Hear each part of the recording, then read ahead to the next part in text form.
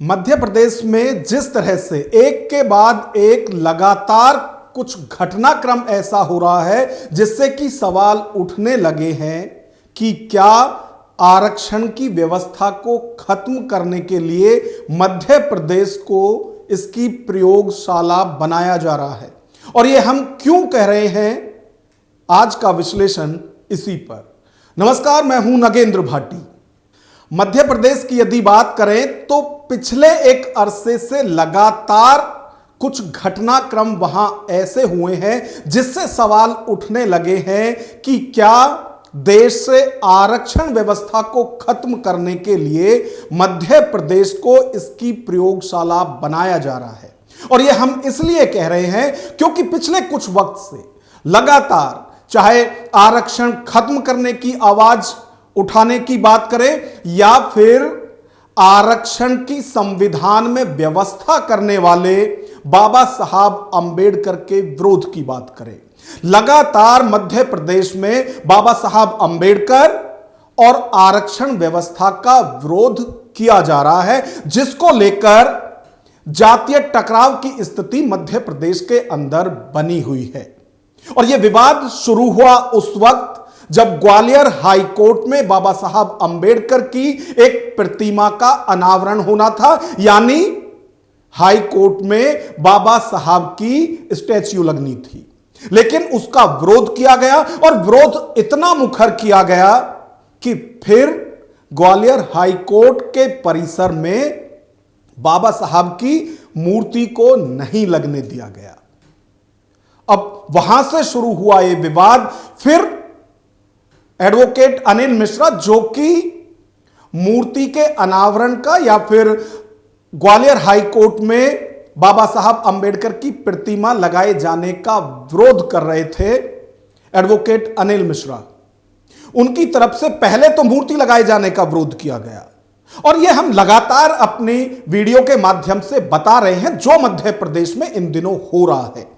तो पहले तो बाबा साहब अंबेडकर की प्रतिमा ग्वालियर हाई कोर्ट में लगाए जाने का विरोध किया गया, उसके बाद बाबा साहब अंबेडकर का ही विरोध किया गया और एक नई चर्चा शुरू कर दी गई कि बाबा साहब अंबेडकर संविधान के रचयिता नहीं है, बल्कि संविधान के असल रचयिता तो बीएन राव है।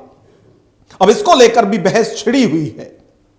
तो जब बाबा साहब अंबेडकर पर सवाल उठाए गए, उनकी बुद्धिमत्ता पर सवाल उठाए गए, उनके राष्ट्रभक्त होने पर सवाल उठाए गए, तो इसका विरोध भीम आर्मी और आजाद समाज पार्टी ही नहीं बल्कि बहुजन समाज पार्टी की तरफ से भी मध्य प्रदेश में किया गया।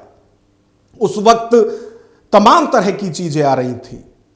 एक तरफ ब्राह्मण समाज के लोग खड़े थे जो अनिल मिश्रा का समर्थन कर रहे थे, जो दावा अनिल मिश्रा कर रहे हैं संविधान रचयिता के तौर पर बाबा साहब के नाम का वो विरोध कर रहे हैं और बीएन राव को कह रहे हैं कि संविधान के असल रचयिता तो वही हैं।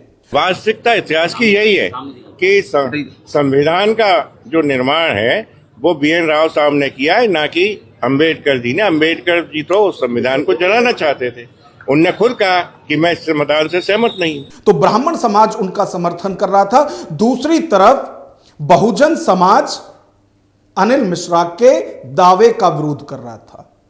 और एक वक्त तो ऐसी स्थिति आई कि जो भीम आर्मी के नेता विरोध कर रहे थे अनिल मिश्रा के लगातार जो उनकी तरफ से बयान दिए जा रहे थे बाबा साहब अंबेडकर को लेकर, तो यहां तक दावा किया जाने लगा था कि अनिल मिश्रा के घर लाखों की तादाद में जूते पहुंचाए जाएंगे। यानी विरोध करने के लिए अक्सर जूतों की माला कहीं पुतले को पहनाई जाती है या दूसरे तरह के देखे गए हैं विरोध करने के तरीके। लेकिन यहां भीम आर्मी की तरफ से कहा गया कि एडवोकेट अनिल मिश्रा के घर लाखों की तादाद में जूते पहुंचाए जाएंगे और यदि सामने आए तो जूते मारे भी जाएंगे।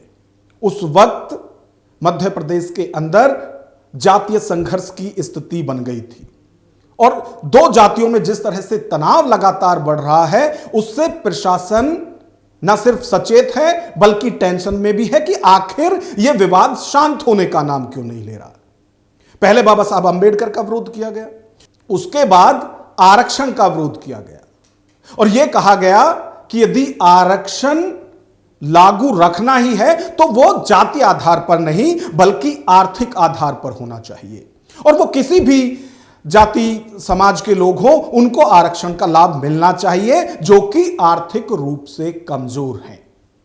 और जब यह सवाल उठाया गया तो दूसरी तरफ से आवाज आई, आईएएस संतोष कुमार की तरफ से आरक्षण व्यवस्था का समर्थन करते हुए एक अनोखा बयान दिया गया और उसमें कहा गया कि देश में आरक्षण तब तक लागू रहना चाहिए जब तक कि कोई ब्राह्मण उनके बेटे को अपनी बेटी दान ना कर दे या फिर उनसे संबंध ना बना ले। इसको लेकर जो विरोध हुआ सड़कों पर, क्योंकि जो रोटी बेटी का वो जिक्र कर रहे थे वो अपनी जगह है, लेकिन कहीं ना कहीं एक सही मुद्दे को गलत तरह से वो उठा रहे थे जिसका विरोध सड़कों पर देखने को मिला और ब्राह्मण समाज की तरफ से लगातार उनके इस बयान का विरोध किया गया।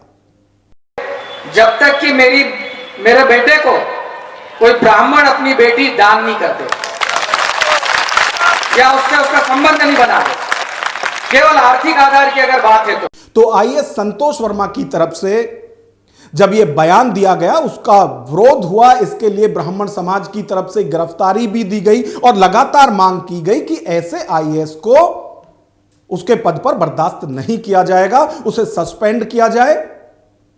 और इसके लिए अब तो मध्य प्रदेश सरकार की तरफ से केंद्र सरकार को प्रस्ताव भी भेज दिया गया है, लेकिन ब्राह्मण समाज अभी भी संतुष्ट नहीं है। और जब हम आईएएस संतोष वर्मा के बयान की बात कर रहे हैं तो आप समझिए कि अभी मामला शांत नहीं हुआ है, अभी मामला उनके बयान के बाद जो बवाल हुआ है वो ठंडा नहीं पड़ा है। लेकिन इसी बीच एक और आईएएस की तरफ से बयान आया और जो 23 नवंबर को आईएएस संतोष वर्मा की तरफ से बयान दिया गया था अजॉक्स के कार्यक्रम में, अजॉक्स के किसी सम्मेलन में। अब जो आईएएस मीनाक्षी सिंह हैं, इनका बयान भी उसी वक्त का है, लेकिन वो वायरल अब हुआ है। और मीनाक्षी सिंह अपने बयान में दलितों से साफ तौर से कह रही हैं कि आज के वक्त में जातिवादी पहचान और जातिवादी होना बहुत जरूर है।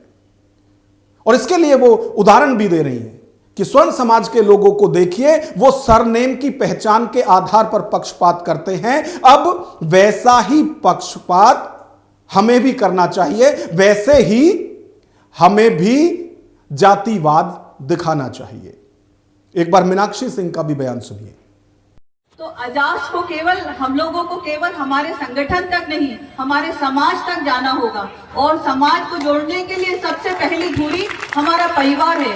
हमारे बच्चों को बताना पड़ेगा कि हम आदिवासी हैं, हम एसटी समुदाय, हमारी जाति क्या है। जातिगत पहचान और जातिवादी होना आज के समाज की, आज के समय की सबसे बड़ी मांग है। हमको आप देखते होंगे सवर्ण समाज को सरनेम देख देख करके लोग उनका पक्षपात करते हैं। ये जातिवादी मानसिकता हमारे लिए जरूरी है। हम लोग अपने लोगों को ढूंढें और अपने लोगों को मदद करें। मेरी जहां भी पोस्टिंग होती है, हमारे लोग, मैंने देखा है कि मेरे आदिवासी भाई बंधु जो भी होते हैं संकोच करते हैं, मिलने में संकोच करते हैं। कैसे जाएं, अरे ये बड़े पद पर है, ऐसा कभी मत सोचिए। आप जब कभी भी आते हैं, अभी जब भी भोपाल आए, हम लोगों में से मेरे पास जरूर मिलने के लिए आए और अपनी बात रखें। जिनकी समस्या होती वो तो आते ही हैं, बिना समस्या के भी आइए, मिलेंगे, बैठेंगे, बात करेंगे, तभी हम समाज के लिए कुछ कर पाएंगे। अब दो आईएएस हैं, चाहे आईएएस संतोष वर्मा की बात करें या फिर आईएएस मीनाक्षी सिंह की, दोनों की तरफ से जो बयान दिए गए उन पर अब लगातार विवाद देखा जा रहा है।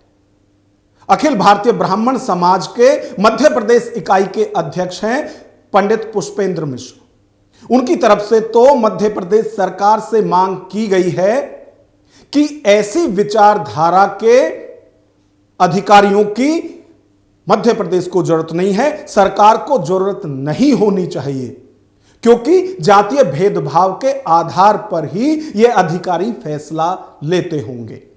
अब वो मध्य प्रदेश सरकार से अपील कर रहे हैं कि इन दोनों आईएएस पर कठोर से कठोर कार्रवाई होनी चाहिए। मैं डॉक्टर मोहन यादव जी से कहना चाहता हूं कि जिस प्रकार की भाषा का मीनाक्षी सिंह जी ने प्रयोग किया है, उनको कतई उनके पद पर रहने लायक नहीं है। मैं डॉक्टर मोहन यादव जी से निवेदन करूंगा कि ऐसे प्रशासनिक अधिकारी जो इस प्रकार की मानसिकता रखते हैं, इस तरह से कलुषित विचारधारा रखते हैं, वह क्या हित करेंगे। निश्चित तौर पर वह जहां जहां रही होंगी उसने सवर्णों का बड़ा कुप्रभाव किया होगा, उन्होंने बुरा किया होगा। मैं ऐसे संतोष वर्मा और मीनाक्षी सिंह जी के खिलाफ बिगुल बजाना चाहता हूं। पूरे सवर्ण, पूरे ब्राह्मण समाज एकजुट होकर के इन दोनों आईएएस अधिकारियों के खिलाफ हम सब आंदोलन करेंगे। और मैं डॉक्टर मोहन यादव जी आपको भी निवेदन करना चाहता हूं कि आप ऐसे मूर्ख लोगों को जो प्रशासनिक पद पर पदस्थ हैं, उनको यह ज्ञात नहीं है कि जब हम प्रशासनिक सेवा में आए हैं तो हमने किस प्रकार की शपथ ली है। उनको अपने शपथ का ज्ञान नहीं है, उनको संविधान का ज्ञान नहीं है, और उनके मन मस्तिष्क में इतना बैर कहां से लाए हैं, मैं ये प्रश्न करना चाहता हूं। आपको याद होगा 7 नवंबर से 16 नवंबर तक दिल्ली से वृंदावन तक बाबा बागेश्वर की तरफ से एक पदयात्रा निकाली गई थी, जिसका एजेंडा था भारत को हिंदू राष्ट्र घोषित कराने का।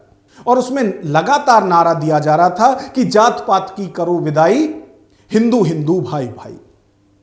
और जिस वक्त वो ये आवाज उठा रहे थे, जिस वक्त वो लगातार ये नारे दे रहे थे, भारत को हिंदू राष्ट्र बनाने की बात वो कर रहे थे, उस वक्त भी उनकी इस मांग का विरोध हुआ था। और इसमें दलील दी गई थी कि भारत एक पंथ निरपेक्ष राष्ट्र है। भारत के संविधान के प्रस्तावना में ही लिखा है कि भारत एक पंथ निरपेक्ष राष्ट्र है, यानी यहां धर्म के आधार पर भेदभाव नहीं होगा। और यदि भारत को हिंदू राष्ट्र बनाने की मांग की जा रही है तो वो संविधान के खिलाफ है। उस वक्त जो लोग बाबा बागेश्वर की यात्रा का विरोध कर रहे थे, उनकी तरफ से यह दलील दी जा रही थी कि जो मांग की जा रही है वो संविधान के खिलाफ है। आईएएस अधिकारी भी जब संविधान की शपथ लेते हैं तो उसमें सर्वधर्म समभाव की बात होती है। और यदि कोई आईएएस इस तरह का बयान देते हैं जैसा कि अभी मीनाक्षी सिंह की तरफ से दिया गया है, जो जातिवाद को बढ़ावा देने वाला है, तो वो भी संविधान के खिलाफ है, क्योंकि संविधान सर्वधर्म समभाव की बात करता है। किसी एक जाति विशेष की बात या उसके अधिकारों की बात उसमें नहीं है जिस वक्त आईएएस शपथ लेते हैं। तो यदि भारत में हिंदू राष्ट्र की मांग करना संविधान के खिलाफ है, तो देश में जातिवाद को बढ़ावा देना एक आईएएस जैसे अधिकारी को भी कोई शोभा नहीं देता, और वो भी संविधान के खिलाफ है। अब लगातार जिस तरह का माहौल पिछले एक अरसे से मध्य प्रदेश के अंदर बना हुआ है, जिससे कि जातीय टकराव की स्थिति मध्य प्रदेश के अंदर देखी जा रही है, जिससे सरकार को भी सचेत हो जाना चाहिए कि भले ही आज ब्राह्मण समाज की तरफ से आवाज उठाई जा रही है कि आरक्षण खत्म किया जाए, भले ही आज एडवोकेट अनिल मिश्रा ये कह रहे हो कि संविधान के असल रचयिता BR अंबेडकर नहीं बल्कि BN राव है, और जब ऐसे सवाल उठते हैं तो दूसरी तरफ से भी उसके जवाब में कुछ ना कुछ कहा जाता है, और जो कहा जा रहा है वो भी संविधान के मुताबिक नहीं है। तो दो जातियों के बीच टकराव ना हो, और खास तौर से जो राष्ट्र के महापुरुष हैं उनको लेकर कोई ऐसी टिप्पणी ना की जाए जैसी कि मध्य प्रदेश में हो रही है। सरकार को उसकी रोकथाम की व्यवस्था भी करनी चाहिए। हम ना तो एडवोकेट अनिल मिश्रा के बयान या जो लगातार वो बात कर रहे हैं उनका समर्थन करते हैं, और ना ही जो दो आईएएस के बयान आ रहे हैं उनका समर्थन करते हैं, क्योंकि दोनों ही संविधान के मुताबिक नहीं है। दोनों के दावे जातीय आधार पर ज्यादा नजर आते हैं। तो ऐसे में हम आपकी राय जानना चाहते हैं कि जो मध्य प्रदेश के अंदर हो रहा है, आखिर क्या वजह है कि देश की सामाजिक व्यवस्था से जाति जाति ही नहीं, आखिर कौन लोग हैं जो जाति को पकड़ कर रखना चाहते हैं? इस पर अपनी राय कमेंट बॉक्स में जरूर दें। वीडियो पसंद आए तो लाइक करें और ऐसी वीडियो देखने के लिए चैनल को सब्सक्राइब करें। नमस्कार।